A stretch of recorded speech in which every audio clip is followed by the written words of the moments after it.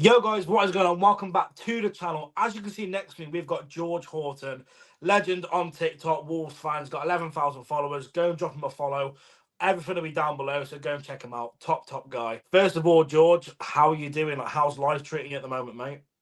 Yeah, I'm not too bad. I got back from Dubai a couple of weeks ago, so that was really good. So life outside of Wolves is pretty good. Obviously, Wolves is absolutely really depressing at the moment, and Yeah. obviously that's what most of my content's about. So a lot of the content is negative, but I'm a pretty positive guy. So I'm hoping for a good season next year in the Championship. But yeah, I've got no complaints really apart from the Wolves, which it's first world problems at the end of the day. But no, I'm all good, mate. Nah, I seen you was in Dubai. Look good, man. Look like you were living it up. Yeah, So, nice, nice bit of winter sun. first of all, for people who don't know you, explain a little bit about yourself and how did you get into doing TikTok? Like, what made you first pick up your phone and start talking about Wolves? Obviously, because obviously nowadays it's a bit more accepted, but a couple of years ago it seemed very weird, like sitting in your room talking to yourself. Like, what made you think, right, I want to do content creation? Yeah, I mean, I've never really been someone who, I suppose, cared about like what other Yeah, people yeah, think in regards to kind of putting my face on camera. I've always kind of been the guy like I used to be in a band when I was 16. Like when I was a kid at school, I'd always like be performing the school plays and stuff. So like confidence and stuff like that, it's never really been an issue. yeah, In terms of TikTok, I wouldn't say I used to use TikTok to like watch football news and stuff, but I never really looked at anyone and thought, oh, I could do this. It was just kind of one day I was just bored on a work break, and I used to make like personal TikToks just basically just talking about like just anything, just playing the games and stuff, and just having a bit of a yeah, laugh. One day I was just bored on a work break, and we're playing Newcastle at home, and I thought I was tweeting about it, and like no one was reacting to my tweets, no one was like liking or comments. I was like, right, clearly yeah. can't type very well, so let's speak. And then the first video I did got like 100 likes, and I was like, you know what, that's decent. Obviously, when you realize a TikTok, that's kind of like standard, but Yeah, obviously with Twitter, like that would be mad. So that kind of drew me in. And then I yeah, was doing that. I was kind of like just messing about with it, just like yeah, we had the Wolves West Brom derby coming up quite quickly as I started my channel. So I made like a bit of a troll video about that. That got me quite a lot of followers. I just kind of like couldn't really be bothered with it because I didn't really see what was coming from it. I saw yeah, a lot of kind of other Wolves creators getting a lot of opportunities, like nothing too big, but like charity matches and all this stuff, and I never seemed to get included. So I just thought, yeah, you know what? Clearly, my personality is too unique for all this kind of stuff. And then I kept going. I kept going over a little bit here and there. When I went to a game, I do a post-match reaction, all that kind of stuff. And yeah, then Green King Sport actually like kind of said to me like this July, they said, "Oh, do you want to come on?" And obviously, I went to that. I felt like I absolutely smashed it.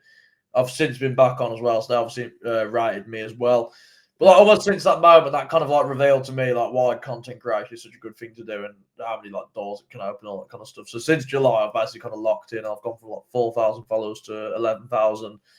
I'm pretty, I suppose, recognised at the walls nowadays. I'm getting a lot of people. So I'm getting a lot of people who don't like my stuff, a lot of people that like my stuff. But the main thing is people are talking about me. So yeah, you know, it's called creator syndrome. I feel like I've done pretty well, but obviously you're always comparing yourself to the people at the top. But yeah, it's been a good journey. I've done some decent things. I've done a bit of work for Super Six. I did the 20 Premier League video down on YouTube. Like Coca Cola giving me tickets for games. So Yeah. I'd say it's definitely been life changing in a sense. But yeah, one tip I would kind of give people is don't let it get into your head too much because when I was sort of locking in, a lot of my happiness was dependent on kind of like, oh, how many followers I've got that day, how many views Yeah. am I getting that day. But when you break it down, like in the long run, it doesn't really matter as long as you stay consistent, show your audience you've got a bit of a niche, and kind of go over.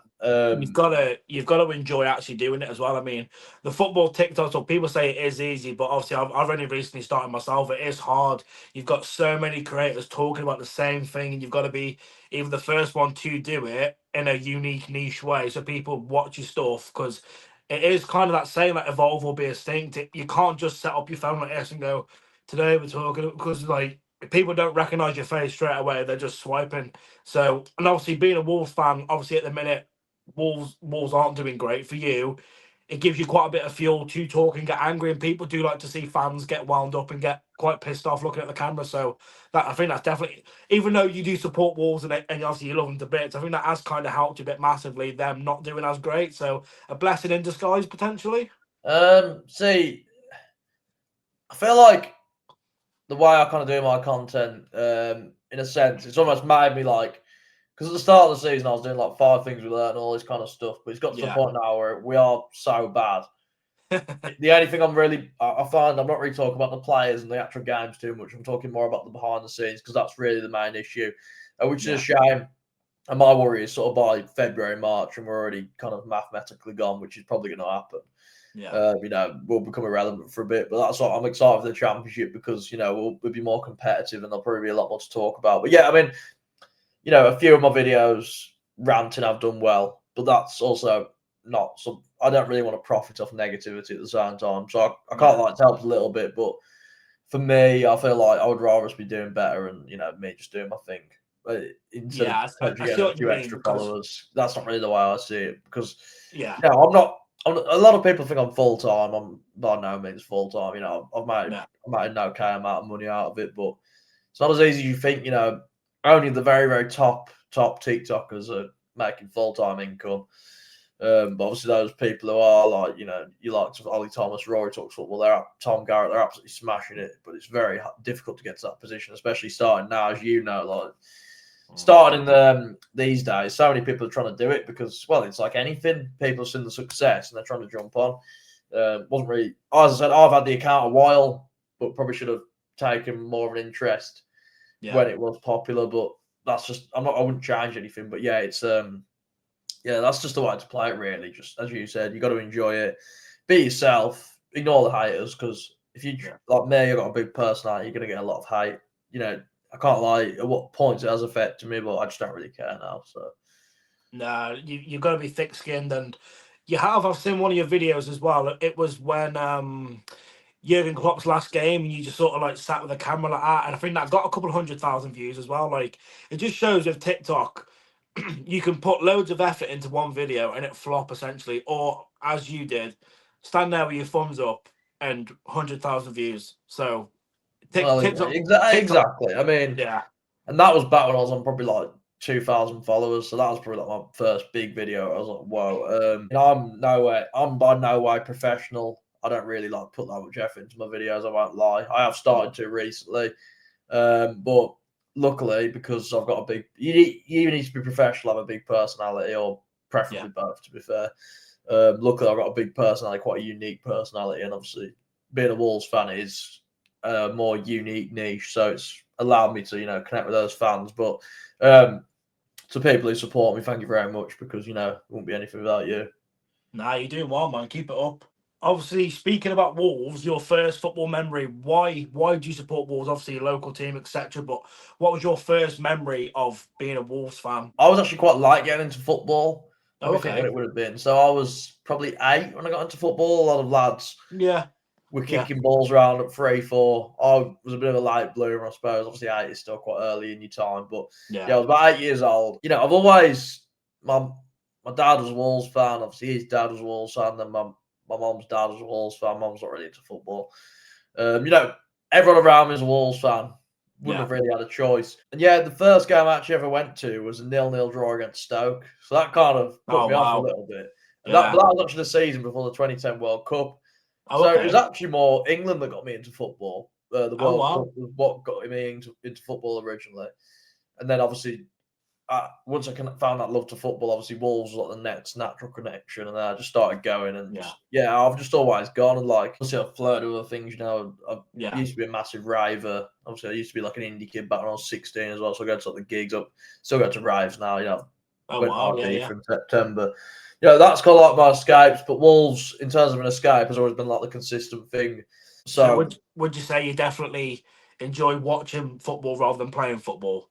yeah, don't get me wrong. I used to love playing football when I was sort of like probably year 8 to year 10, so probably like Yeah, 14 to 16, something like yeah. that. I'm not very good, but I basically hit puberty pretty early, so I was pretty good for about 3 years before everyone Yeah. else.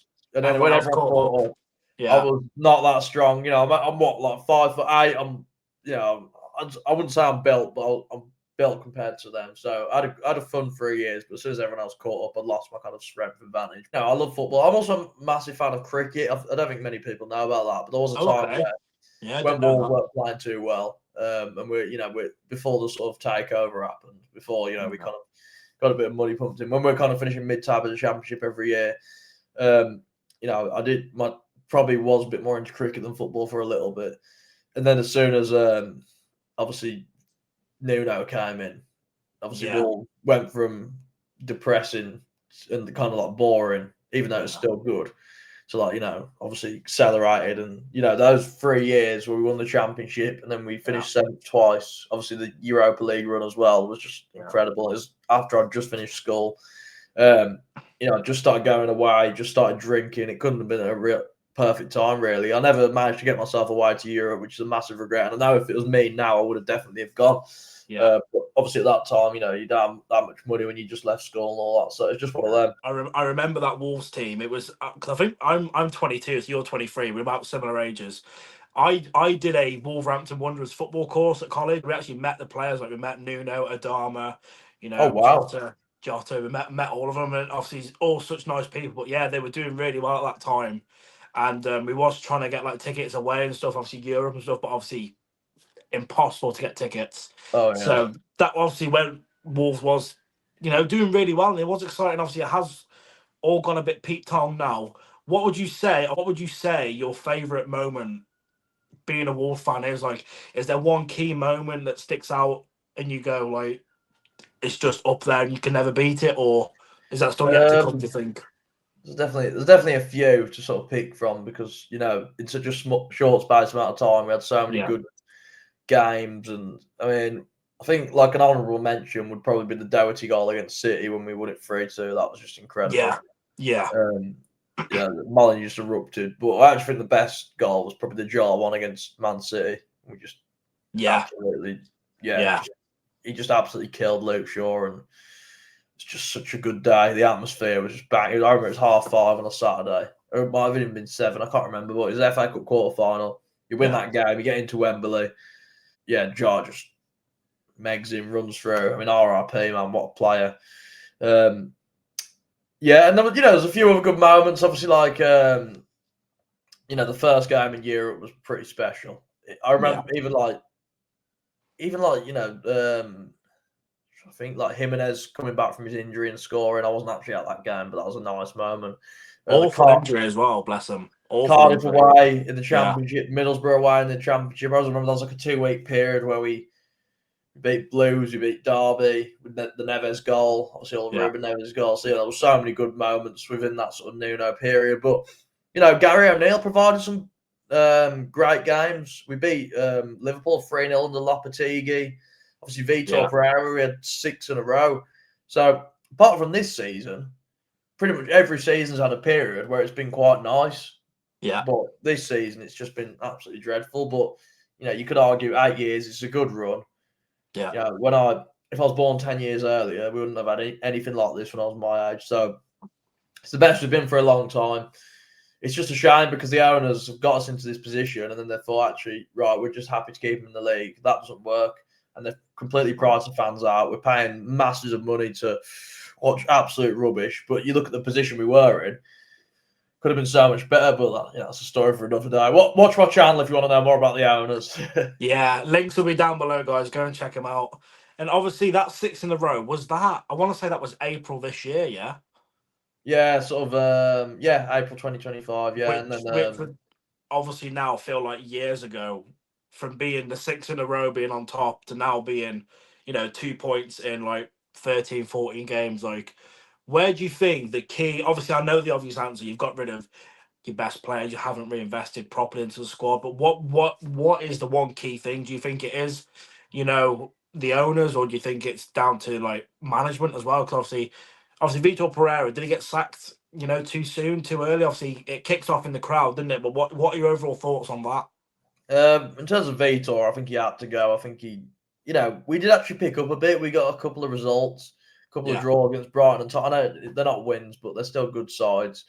yeah, And yeah, we got a win against Everton in the cup, and you're thinking, this could be where we kick on. And I remember we lost to Sunderland with like an awful performance. Then that Burnley game just absolutely killed us. And then against Fulham, he put out a team which, in my opinion, I thought he was trying to get himself the sack. So he's a bit of a disgrace, really. I know obviously he did good for us last season, but really, if you're trying to get yourself the sack after you kind of saying all this stuff about, I love Wolves and all this.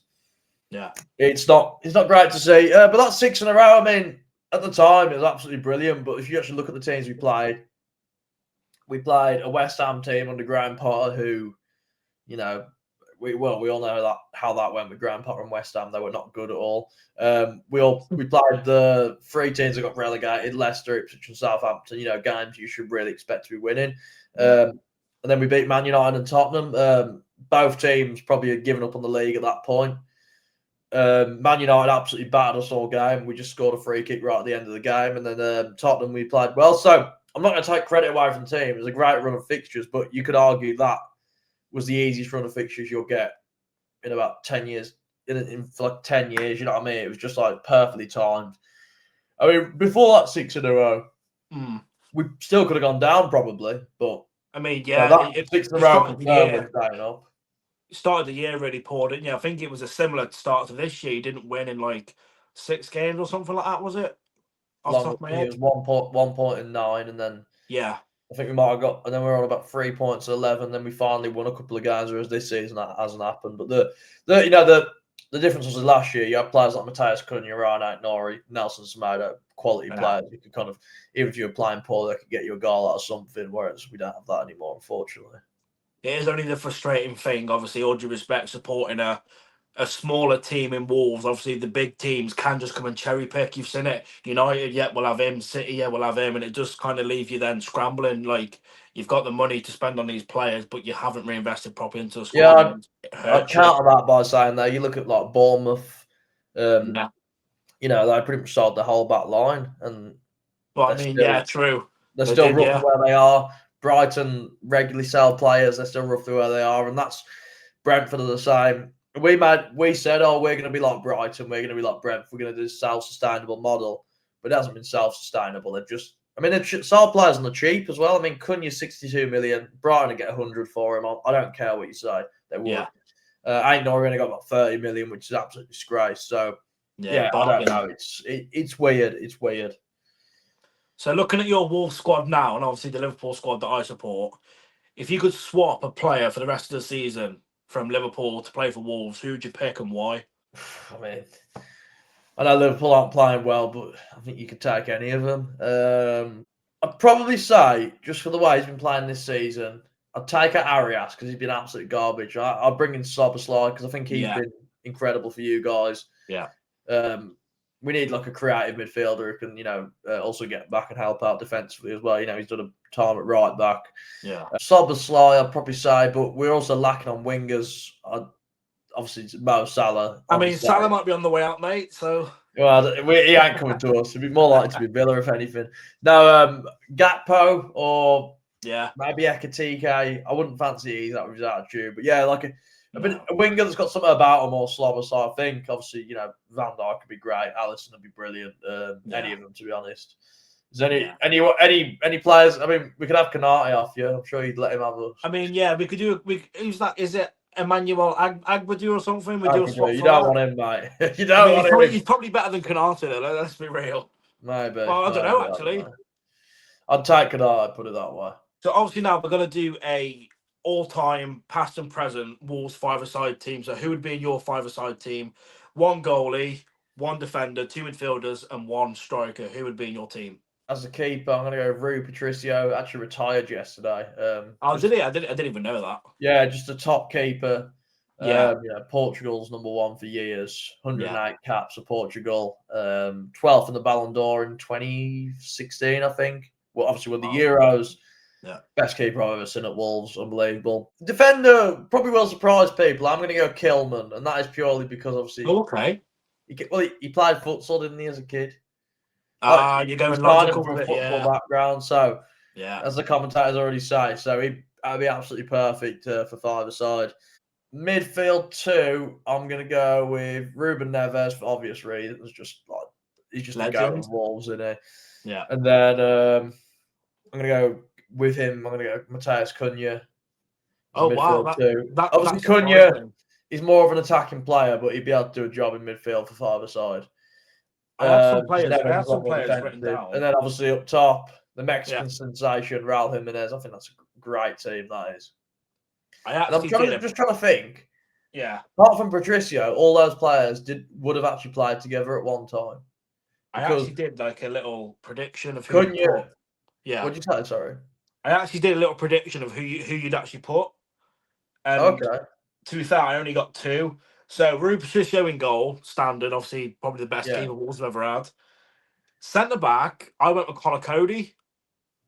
I didn't Yeah, think I you go. mean, I didn't look, in think you terms go of like, if I Kilman. was going off like favourite players, he would have been straight in there. But in terms of actual like five-a-side, And Kelvin's then a much better option. midfield, I think he'd do a job in five-a-side. Adama Traore, Did the think of that, beast. but then you got to think the small pitch, would that suit him? He needs quite a bit of space to do his runs. You know what I mean? Like obviously, Yeah, but pace if is you're key. if you're winning, give him the ball in the corner. Just try and get the ball off me. Yeah, true. Yeah, I mean Um, that's a shout, but I think Cunha would be a lot more effective personally. Jan Moutinho. Yeah, good shout. I mean, you could go Matinho, you could go Neves. I would always go Neves over Matinho. Look, Matinho was fantastic as well. Yeah, he was a Neves class just player. for me, Neves was a lot more. Neves was more complete than Matinho as a defensive option, especially if you go Mateus Cunha with Neves. Balances Yeah, it you've out gone more. you've gone logical with it. And then up front, obviously Jimenez pre-injury, just probably one of the best strikers in the league at one Yeah, I point, mean, you wasn't could he? go Jota, but I think Jimenez is probably, as I I said, a think lot more Jimenez just complete, tips it for me, more being up top. consistent than Jota. But yeah, no, that I tell you what, I do think my team would probably beat your team just. I Only one think way to find Connor out. Game of Cody, FIFA. Right. might struggle against Prime Mateus Cunha, but yeah, I'm actually quite happy with that team. I think if you asked a lot of other Premier League, obviously not the big teams, but like any other sort of team relative size of Wolves, I think that team would give a lot of teams a good go. Oh, 100%, yeah. See, moving on now, we are coming to the end of 2025, and obviously you hit 10K this year on TikTok. Have you got any sort of goals or aspirations for next year, or are you just taking each day as it comes, or have you got like a set goal, like I want to hit this amount of followers, or I want to do this, I want to work with this, or whatever? Have you got any goals for next year? Not really in terms of TikTok, because obviously social media and TikTok it's so up and down. You Yeah, can put the work in, and it might not necessarily come into play. So with TikTok, I'm just going to stay consistent and see how it goes. yeah, Yeah, a bit. I suppose a little bit of a goal is in the new year. I'm wanting to move on to YouTube and focus a bit more on that. Get like a proper camera and start doing like matchday vlogs. That's what I want yeah, to do. Start doing. Maybe setting up my own sort of like fan channel. I don't know yet. Goals in general. I was living in Manchester sort of August time for like oh wow, 4 years. So I want to try and move back up there. oh, okay, But yeah, I mean, as I said, I'm very much kind of just take it as it goes kind of person. yeah. Um, like I want to do a bit more traveling. I like to travel, I like to go to these cool places. So we'll see what happens. I mean, as soon as we go in the championship, things might completely change. I might end up talking about the Premier League more, but obviously still going to the Wolves, still doing the match day vlogs, just because championship football isn't as relevant. But we'll see what happens. I'm not really going to think too much into it. But yeah, in terms of goals for TikTok, as I said, I'll just stay consistent and see what happens. Really. That's sometimes the best way to be, though, because you don't want to put. Obviously, you touched on it earlier. The mental side of it, getting like a bit caught up on like, oh, this hasn't got this many views, or I'm not getting followers, etc., etc. I think, as you said, then the best way to be sometimes just take each day as it comes, and then see what happens. There's no pressure on yourself. Then, Yeah, I mean, probably one of my best mates in the industry. You probably know who he is, that Joe Aston Villa.